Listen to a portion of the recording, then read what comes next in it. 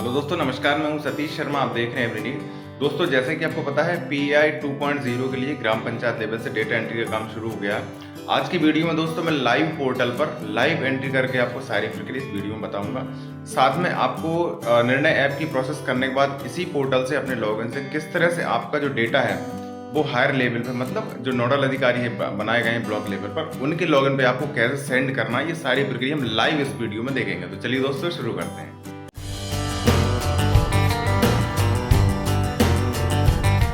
ये दोस्तों इसका पोर्टल है pai.gov.in। इस पोर्टल को आपको लॉगिन करना है आपकी ई-ग्राम स्वराज की एडमिन वाली आईडी और पासवर्ड से। लॉगिन के बाद सबसे पहला पेज आपके सामने इस तरह से दिखेगा। ये मैंने यहाँ पे लॉगिन किया हुआ है। अब इसमें आपको जो प्रोसेस करनी है ग्राम पंचायत लेवल से, उसमें सबसे पहले आपको जाना है मेनू सेकंड वाले में, एंटर पीआई डेटा। इसमें जब आप जाएंगे तो ड्रॉप डाउन लिस्ट एक ओपन हो जाएगी। इसमें 2.1 पे जब आप क्लिक करेंगे तो यहाँ पे आपको सारे डेटा कलेक्शन फॉर्मेट, मतलब डीसीएफ जो 9 इस पर मैप किए गए हैं, पब्लिश किए गए हैं ग्राम पंचायत के लिए, वो यहाँ से आपको प्रिंट करने के लिए ऑप्शन आ जाता है। जैसे ही आप यहाँ पर सर्च पे क्लिक करेंगे तो सारे 9 विभागों का 9 लाइन डिपार्टमेंट्स के जो डेटा है वो यहाँ पे देखिए डीसीएफ प्रिंट करने के लिए यहाँ पे ऑप्शन आ गए हैं। यहाँ से आप प्रिंटर के बटन से इनको आपको प्रिंट करना है। प्रिंट करने के बाद आपको संबंधित विभाग के जो भी कर्मचारी हैं ग्राम पंचायत लेवल पे, उनको सौंप के ये सारी जानकारी आपको भरवाना है। जब ये हार्ड कॉपी में भर के वो आपको दे देंगे ग्राम पंचायत को, तो फिर उनको देख के आपको 2.2 से एंटर डीसीएफ वाला एक बटन मिल रहा है, यहाँ से आपको उनकी एंट्री आपके लॉगिन से करना है। मतलब एंट्री सिर्फ ग्राम पंचायत अपने ई ग्राम स्वराज के एडमिन वाले आईडी पासवर्ड से इस पोर्टल पे करेगी। लाइन डिपार्टमेंट सिर्फ आपको जो डीसीएफ है उनको प्रिंट करके जो आप देंगे तो वो आप मैनुअली भर के वो आपको सबमिट करेंगे। तो यहाँ पे सभी 9 विभागों की जानकारी आपको यहाँ पे दिख जाएगी। मैंने ऑलरेडी 8 डिपार्टमेंट्स की भर दी है, सिर्फ एक ये स्वास्थ्य विभाग की जानकारी ये भरना शेष रह गया है। जब तक आप ये सभी यहाँ से सभी 9 विभागों की जानकारी नहीं भरेंगे तब तक दोस्तों आप नेक्स्ट लेवल पर नहीं पहुँच पाएंगे। मतलब अपडेट तो इनको कर सकते हैं, लेकिन और आगे की जो प्रक्रिया करनी वो नहीं कर पाएंगे। इसलिए यहाँ से सभी 9 विभागों की जानकारी आपको भरना है। भरने के लिए ऑप्शन बहुत सिंपल है। एक्शन के नीचे आपको प्लस का आइकन दिख रहा है, इस पर जब आप क्लिक करेंगे तो जो डीसीएफ आपने प्रिंट करके दिए हैं, जो क्वेश्चंस उसमें दिए गए हैं, वही सारे क्वेश्चन आपको यहाँ पे भरने के लिए ऑप्शन आ जाएगा, मतलब वो खुल जाएंगे। इस तरह से दोस्तों आपको ये पेज खुल जाएगा। यहाँ पे आपको यस नो की जानकारी है, कुछ मैनुअल जो डेटा भरने वाले हैं वो कॉलम इस तरह से दिख रहे हैं। इसमें बस एक चीज़ आपको ध्यान रखना होगा कि बहुत सारे क्वेश्चन दोस्तों एक दूसरे से संबंधित हैं। जैसे इसमें 7 नंबर के जो क्वेश्चन आप देख रहे हैं, इसमें जानकारी भरने के लिए नॉट एप्लीकेबल लिखा हुआ आ रहा है, लेकिन इसमें आप आगे जाके देखेंगे तो सीरियल नंबर जो पेरेंट क्वेश्चन कोड है 1134, सभी के अलग अलग कोड दिए गए हैं। जैसे इसका 205 है, ये 1134 है, ये 559 है। तो यदि आपको ये नॉट एप्लीकेबल लिखा आ रहा है तो यहाँ पे आप आगे देख लीजिए कि जब तक ये 1134 नंबर का जो क्वेश्चन कोड है, क्वेश्चन नंबर है, वो आप जब तक फिल नहीं करेंगे तो ये ओपन नहीं होगा। इस तरह से तो बहुत सारे डीसीएफ में कई क्वेश्चन में यहाँ पे नॉट एप्लीकेबल लिखा हुआ आएगा, तो इसको देख के आप कंफ्यूज मत होना। इसमें आप आगे देख लेना कि कौन से क्वेश्चन कोड का जो आंसर जब तक आप नहीं भरेंगे तब तक ये ओपन नहीं होगा। एक एग्जाम्पल मैं यहाँ पे दे देता हूँ। यहाँ पे लिखा हुआ है 1134 नंबर, तो 1134 आपके सामने यही, मतलब ये ऊपर ही है जस्ट। ऐसा भी हो सकता है कि किसी दूसरे विभाग का भी ये क्वेश्चन हो सकता है, तो वो भी आप वहाँ पर देख के कोड नंबर से यहाँ पे आप सर्च कर लेंगे तो वो समझ में आ जाएगा। तो जैसे यदि हमने ये संख्या यहाँ पर डाल दी, जैसे ही हम संख्या डालेंगे तो ये देखिए नॉट एप्लीकेबल जो आ रहा था वो यहाँ पे ओपन हो गया है भरने के लिए। इस तरह से आप नॉट एप्लीकेबल वाले जो भी क्वेश्चन दिए गए हैं उनका आंसर इस तरह से आप भर सकते हैं।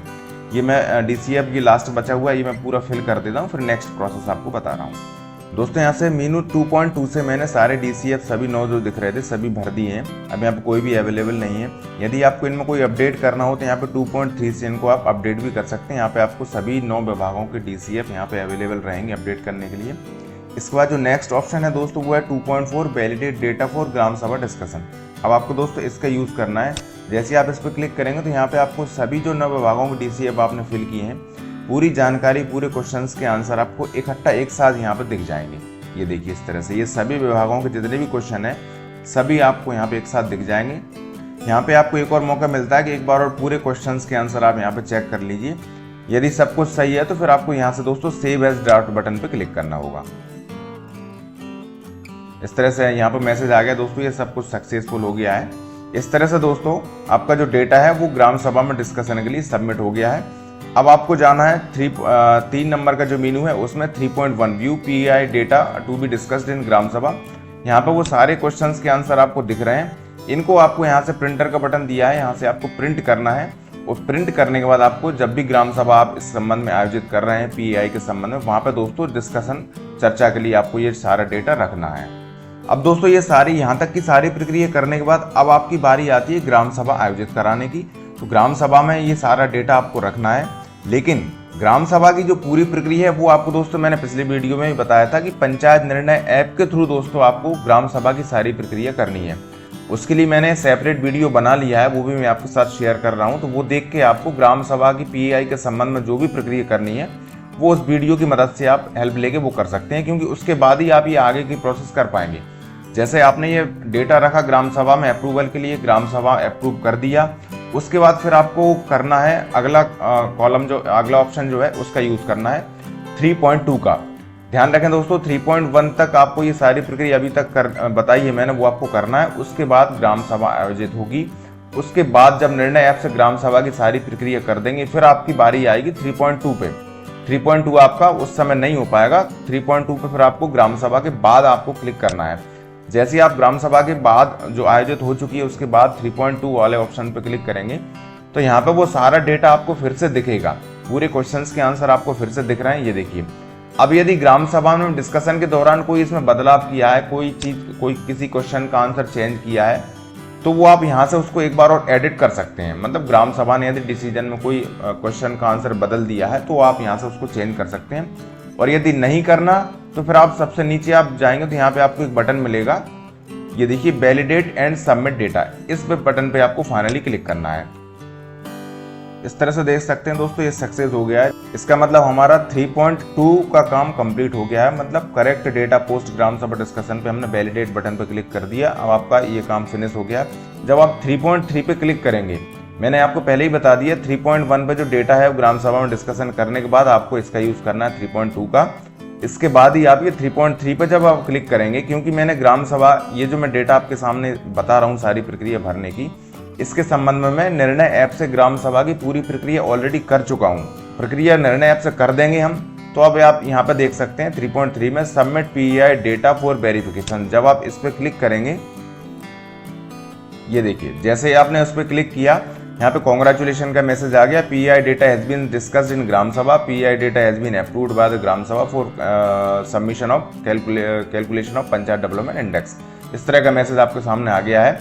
ये तभी आएगा दोस्तों जब आप निर्णय ऐप से ये प्रक्रिया ग्राम सभा की कर चुके होंगे। इस तरह जैसे ही हमने उसको ओके किया, finally send pi data for verification, ये मैसेज आपको यहाँ पे दिख रहा है।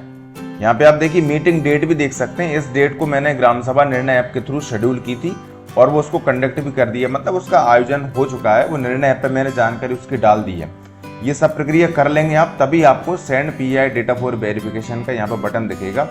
अब फ्रेंड्स, निर्णय ऐप पे जो भी प्रक्रिया आपको ग्राम सभा आयोजित करने से संबंधित करनी है वो सारा मैंने वीडियो ऑलरेडी बना दिया है, तो उसको आप देख के निर्णय ऐप की पूरी प्रक्रिया पीआई के संबंध में वहाँ पे कर लीजिए। इसके बाद यहाँ पे आने के बाद आपको send pi data for verification वाले बटन पे आपको क्लिक करना है। इसके बाद यहाँ पे आपको ओके पे क्लिक करना है और ये PI data has been forwarded to higher level, मतलब ये ग्राम पंचायत से इस तरह की सारी प्रक्रिया करने के बाद आपका ग्राम पंचायत का जो काम है वो खत्म हो गया है। अब जो डेटा हमारा है वो ब्लॉक लेवल के विभिन्न नोडल विभागों, नोडल अधिकारी जो बनाए गए हैं उनके पीआई पोर्टल पर उनके लॉगिन पे वेरिफिकेशन के लिए पहुंच गया है।